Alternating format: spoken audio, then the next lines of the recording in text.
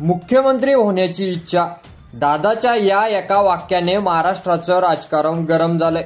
अजित पवारांनी उघड केलं मनातलं स्वप्न आणि ठाकरे गटाने थेट दिली ऑफर. या आमच्याकडे मुख्यमंत्री बनवतो. महाविकास आघाडीत पुनर्ग्रामाची ऑफर. यामुळे महाराष्ट्राच्या राजकारणात पुन्हा एकदा वादळ उठलंय आणि यावेळी केंद्रस्थानी आहेत अजित पवार आणि विनायक राऊत. राज्याचे उपमुख्यमंत्री अजित पवार यांनी नुकत्याच एका पत्रकार परिषदेत मोठं वक्तव्य केलं. माझी मुख्यमंत्री होण्याची इच्छा अनेक वर्षापासून आहे, पण त्यासाठी योग जुळून यावा लागतो, असं म्हणत त्यांनी स्पष्टपणे आपल्या महत्वाकांक्षेचा निर्वाळ दिला. हे वक्तव्य केवळ व्यक्तिगत भावना नव्हती, तर सत्तेच्या भविष्यातील शक्यताचं संकेतवाचन होतं.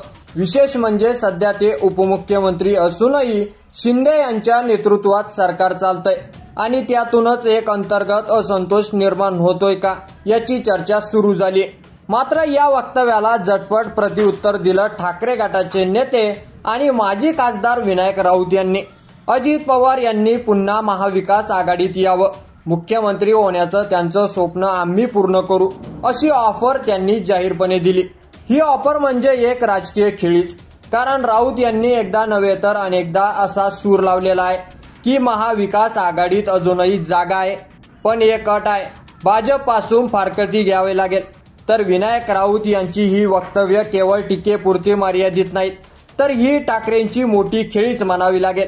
कारण भाजपला थेट टक्कर न देता त्यांनी अजित पवार यांच्यासारखा असंतुष्ट नेत्यांना आपल्याकडे वळवण्याचं धोरण आखलंय. तसेच अजित पवारांवर सतत दबाव ठेवून त्यांना महाविकास आघाडीकडे वळवण्याचा प्रयत्न.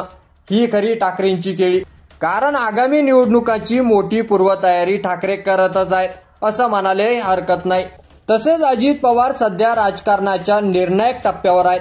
भाजपसोबत राहूनही मुख्यमंत्री होण्याची शक्यता कमीच आहे.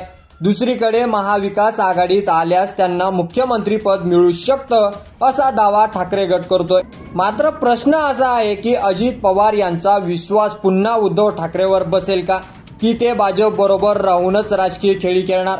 तसेच विनायक राऊत यांनी टाकलेलं मुख्यमंत्री पदाचं आमिष ही एक सुरुवात आहे, पण अजित पवार खरंच उडी घेणार का, हे पाहणं उत्सुकतेचंच ठरेल. हे होतं महाराष्ट्राच्या राजकारणाचं ताजं विश्लेषण. अजित पवार कुठल्या दिशेने वळतात, उद्धव ठाकरे त्यांना खरंच संधी देतील का, हे आता पाहावं लागेल. की यावर तुमचं मत आपल्या कमेंट बॉक्समध्ये लिहायला अजिबात विसरू नका. आणि असेच नवीन व्हिडिओ पाहत राहण्यासाठी आपल्या चॅनलवर नवीन असाल तर चॅनलला सबस्क्राईब करा. धन्यवाद.